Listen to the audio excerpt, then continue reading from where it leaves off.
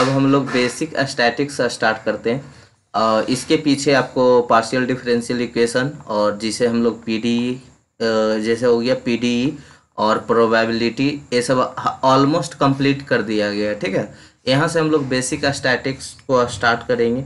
तो आइए चलिए स्टार्ट करते हैं हम लोग टॉपिक को। तो सबसे पहले आपको बहुत ही बेसिक से बताया जाएगा। ठीक है, जो भी टॉपिक है यहाँ पे कंप्लीट करवाया जाएगा। तो मेजर ऑफ सेंट्रल टेंडेंसी, जिसमें हम लोग को मीन या average, median, mode, geometric mean और हार्मोनिक मीन, ये सब के बारे में पढ़ना है। तो बारी बारी से हम लोग स्टार्ट करते हैं। इसे अर्थमेटिक मीन क्या होता है?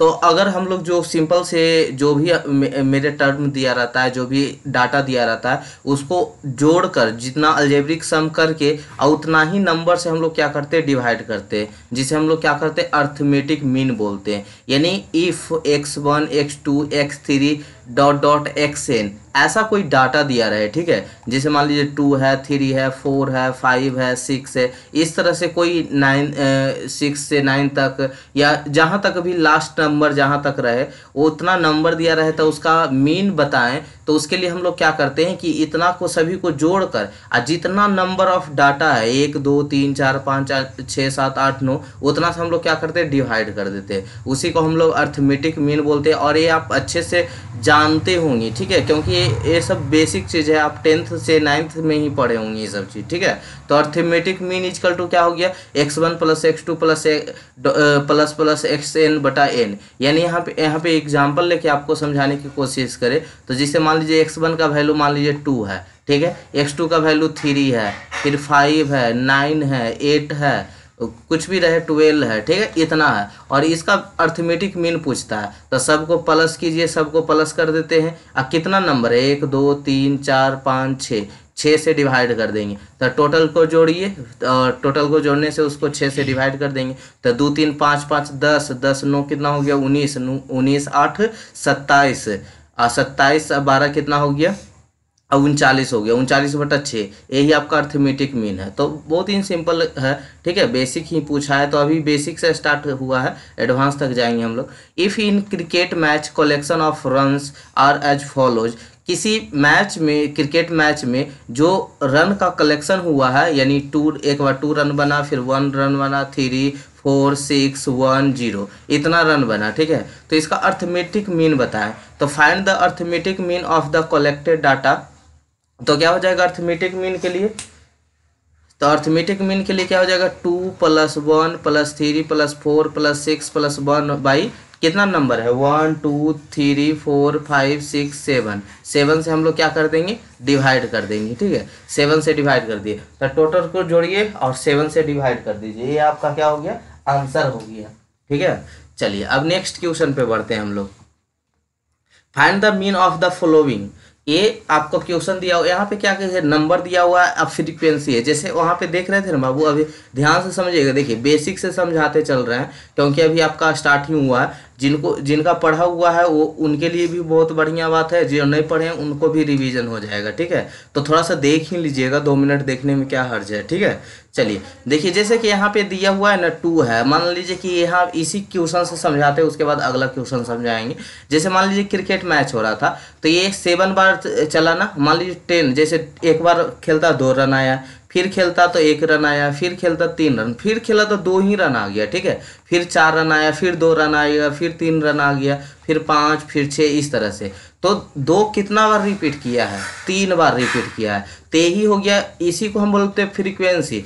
2 का फ्रीक्वेंसी कितना है, 3 बार है। ठीक है, 2 का फ्रीक्वेंसी कितना है, 3 बार है। तो इसी चीज को यहाँ पे, अच्छा 3 का फ्रीक्वेंसी कितना है, तो 3 का फ्रीक्वेंसी 1 बार है। ठीक है, नहीं, 3 का फ्रीक्वेंसी 2 बार है, 1 का फ्रीक्वेंसी 1 बार है, 4 का फ्रीक्वेंसी 1 बार है, 5 का 1 बार है, 6 का 1 बार है। तो इसी चीज को हम लोग क्या बोलते हैं, फ्रीक्वेंसी बोलते हैं। आई होप बहुत अच्छे से समझ में आ गया होगा। तो find the mean of the flowing, number दिया हुआ है 8 10 5 2 9, फ्रीक्वेंसी उसका है 8 का कितना फ्रीक्वेंसी है, 2 है, 10 का 5 है, 5 का 3 है, 2 का 1 है, 9 का 4 है। आई मीन 8 कितना बार आया होगा, 2 बार। ठीक है, यानी 8, एक सेकेंड इसको इरेज करते हैं थोड़ा सा, यहाँ पे हमें इस तरह से लिख सकते हैं 8 8 10 10 10 10 10, ठीक है। फिर कितना हो जाएगा 5 5 5, पहले ध्यान से समझिएगा, उसके बाद कोई क्वेश्चन रहेगा तो एराइज कीजिएगा, ठीक है। चलिए 9 9 हो गया। तो इतना नंबर को टोटल जोड़ना, फिर इतना नंबर से डिवाइड करना, इसके लिए क्या किया है, एक मतलब फॉर्मूला दे दिया है ताकि आपको इतना टोटल को ऐड ना करना पड़े, है ना। उसको आप आसानी से निकाल सकते हैं। कैसे, कौन सा मेथड से, कौन सा फॉर्मूला से, तो summation of F x upon summation of F x means जो नंबर दिया हुआ था इनटू जो फ्रीक्वेंसी है उसको मल्टीप्लाई कर दीजिए। तो बात तो ही हुआ ना, 8 को 2 बार मल्टीप्लाई कीजिए तो 16, यानी 8 2 बार आया था तो 8 8 कितना हो गया, 16 हो गया। 10 कितना बार आया था, 5 बार आया था, तो 10 को 5 बार जोड़िएगा तो 50 होगा। तो हम सीधे 10 5 50 कर देते हैं। 5 या 15 हो गया, 2 इकाई 2 हो गया, 9 4 36 हो गया, 9 4 जा 36, ठीक है। अब टोटल फ्रीक्वेंसी को हम क्या करते थे, जोड़ते थे, ठीक है। तो टोटल को, इसको एफ एक्स को जोड़ेंगे जितना हमको, जैसे 10 10 10 10 ऐसे सबको जोड़ते थे। तो जोड़ने के बाद ये कितना आ गया, 119 आ गया, 119 आ गया। और जो आपका फ्रीक्वेंसी है वो कितना बार है, मतलब कितना बार आया था। जैसे क्वेश्चन समझिएगा ध्यान से, वैसे तो सिंपल है, बस आपको समझाने के लिए ये चीज़ यूज कर रहे हैं। वैसे देखिए, ऐसा किन्हीं को लग रहा होगा कि इसको क्या समझा रहे हैं, तो इतना इजी तो जानते ही हैं। लेकिन बात समझिएगा कहाँ से आता है फार्मूला, ठीक है, कहाँ से डिराइव हुआ है ना। तो देखिए ऐसे 8 कितना बार है, 2 बार है, तो 10 5 बार है, इस तरह से 10 5 बार है। तो इसको, इसका मतलब क्या हो गया कि 2 हो गया, 5 बार ये हो गया, तो 5 2 7 बार हो गया, 5 2 7 बार। 5 कितना बार आया, 3, तो 5 3 8 बार, 5 3 8 2 10 बार हो गया, 11 11 4 कितना हो गया, 15। यानी टोटल नंबर को जोड़ेंगे तो कितना आएगा, 15 आएगा। तो उसी चीज़ को हम फ्रीक्वेंसी को ही कहा है ना जोड़ दे, ठीक है। तो अब उतना छोड़िए, अब सीधा सीधी क्या करना है हम लोग को फॉर्मूला में, कि जो अर्थमेटिक मीन निकालना है, अगर फ्रीक्वेंसी दिया रहे, एक रेंज वाला आगे आएगा, ठीक है। तो अभी तो सिंपल है, सिर्फ फ्रीक्वेंसी दिया रहे तो summation of F x upon summation of F, मतलब टोटल जोड़ना 119 आ गया, और उसका फ्रीक्वेंसी कितना है, 15 है। दोनों को डिवाइड कीजिए, यही आ गया आपका आंसर। मतलब सबसे पहले x का वैल्यू लिखना है, जो नंबर दिया है उसको x मान लेते हैं, फ्रीक्वेंसी को f से लिखते हैं।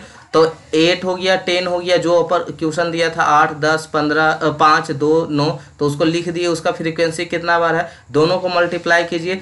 Summation of F x, summation मतलब जोड़, जितना भी एफ एक्स है उसको जोड़ दीजिए, और जितना भी फ्रीक्वेंसी एफ है उसको जोड़ दीजिए, दोनों को डिवाइड कीजिए, वही आंसर आ जाएगा, ठीक है। अब कहाँ से आया, आई होप पता चल गया होगा, ठीक है। चलिए, find the arithmetic mean of the flowing. Range वाला में देखिए, रेंज वाला में हम लोग कैसे बनाते हैं। रेंज का मतलब कि जो 0 से 10, जैसे मान लीजिए कि एग्जांपल देते हैं, जिनको अगर ये सब चीज़ पता है तो थोड़ा सा स्किप कर सकते हैं या स्पीड को बढ़ाकर देख सकते हैं, ठीक है। स्पीड आपके यूट्यूब में बढ़ाने के ऑप्शन आता है, तो वहाँ से आप बढ़ा के देख सकते हैं। तो एक क्लास का मतलब है ना कि जैसे 0 से 10 क्लास का, 10 क्लास का मतलब कि जैसे किसी का हाइट, मान लीजिए हाइट ही लेते हैं, किसी का हाइट 0 है, किसी का 1 है, किसी का 2 है, कहाँ तक, 10 तक। तो उतना कै लड़का है, 7 लड़का है, ठीक है। जैसे आपका स्कूल में सर्वे होने गया, आपका कॉलेज में सर्वे होने गया, तो सॉरी आपका कॉलेज में सर्वे होने गया, तो 0 से 10, यानी ये 0, किसी का नंबर 0 था, किसी का नंबर 1 था, मतलब टेस्ट लिया गया था, किसी का नंबर 2 था, किसी का 3 सॉरी इस तरह से कहाँ तक, 10 तक। तो 10 तक में कितना लड़का है जो ये दोनों का बीच में है, मतलब 0 से 10 नंबर जिसका जिसका है वो कितना लड़का है, 7 लड़का है, ठीक है। फिर 10 से 20 जो नंबर आया है, जी किसी का 10 होगा, किसी के 11, किसी का 15, किसी का 18, कहाँ तक, 20 तक। उसमें कितना लड़का है, 8 लड़का है। जिसका नंबर 20 से 30 के बीच में, उसमें कितना लड़का है, 20 नंबर है,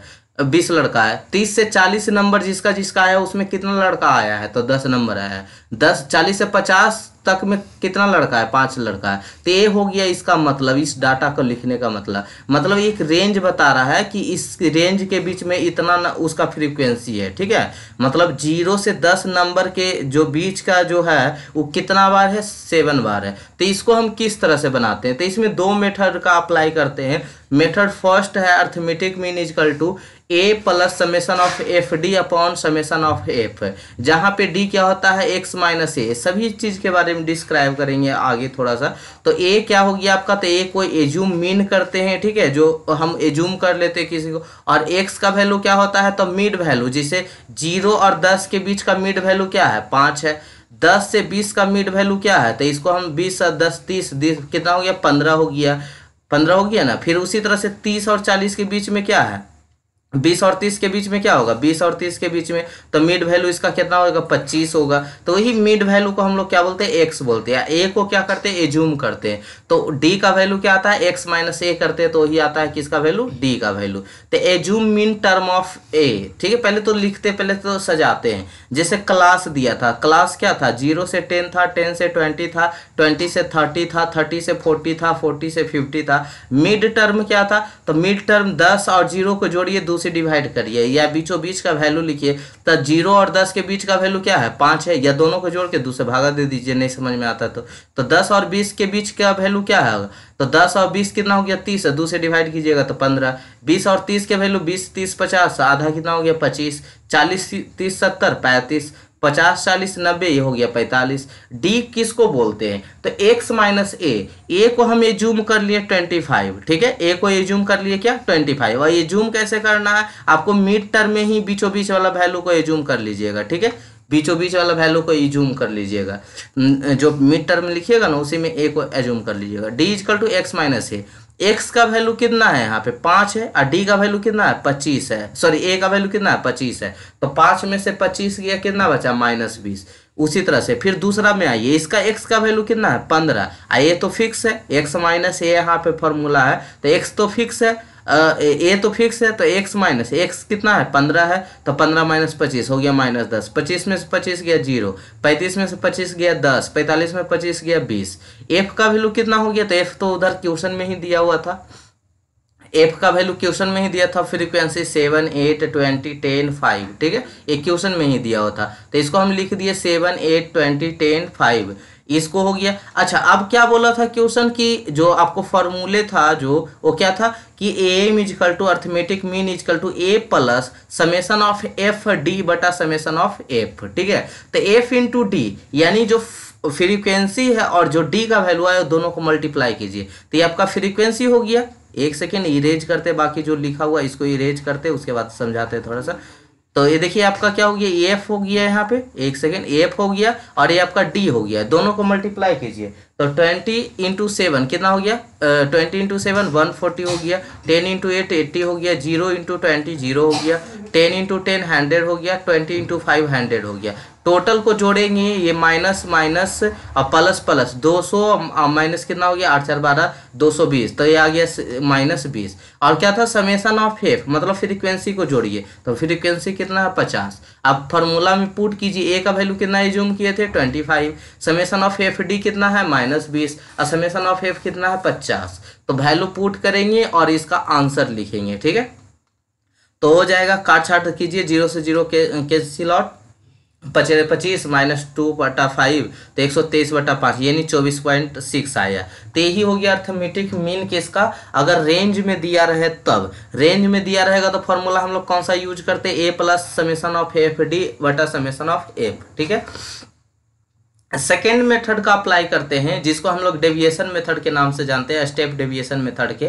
तो अगर देखिए क्वेश्चन आपके एग्जाम में पूछ देता है ना, तो इसी प्रकार से जो क्वेश्चन पूछा है जिससे रिलेटेड उसी से बनाना होता है। तो स्टेप डेविएशन मेथड पूछेगा तो ए प्लस कुछ नहीं, समेसन ऑफ एफ डी वहाँ भी था, लेकिन वो स्मॉल डी था, यहाँ पे कैपिटल डी है। और स्मॉल डी या कैपिटल डी में क्या डिफरेंस है कि आई से हम लोग डिवाइड कर देते हैं, सिंपल वही होता है, बस उतना ही डिफरेंस है। आई इंटू आई, आई क्या है, क्लास इंटरवल का कितना रेंज है, जैसे 0 से 10 है तो इसका आई का वैल्यू कितना होगा 10 होगा, मतलब रेंज कितना है 10 से 20 था, तो मतलब आई का वैल्यू कितना रेंज का है 10 का ना है डिफरेंस। 10 में से 0 घटाइए 10, 20 में से 10 घटाइए 10, मतलब वही आई होता है। तो आई होप अब तो क्लियर हो गया होगा। डी का वैल्यू क्या था, कैपिटल डी का वैल्यू एक्स, वहाँ स्मॉल डी का वैल्यू क्या था, अगर पिछला मेथड पढ़ रहे थे तो एक्स माइनस ए सिर्फ था, उसको अगर हम आई से डिवाइड कर देते हैं तो उसको हम कैपिटल डी बोलते हैं, उसको क्या बोलते हैं कैपिटल डी बोलते हैं। तो I is equal to class interval length, I is equal to class interval length, ठीक है।